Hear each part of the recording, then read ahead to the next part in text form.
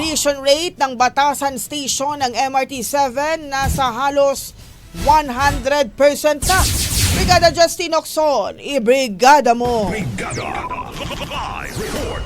Ipinasilip na ng Department of Transportation o DOTR sa publiko sa kanilang Facebook page ang itsura ng Batasan Station ng MRT-7 sa Quezon City.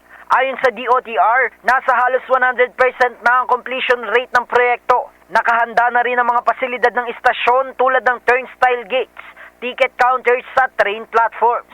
Maaalalang target ng ahensya na sa taong 2027 ay masasakyan na ng mga pasahero ang 12 istasyon ng MRT-7 mula sa North EDSA hanggang Sacred Heart Station. Nasa 600,000 pasahero naman ang inaasahang maseserbisyuhan sa unang taon ng operasyon ng MRT-7. In the heart of changing lives, ako si Brigada Justin Ocson ng 105.1 Brigada News FM Manila, The Music and News Authority.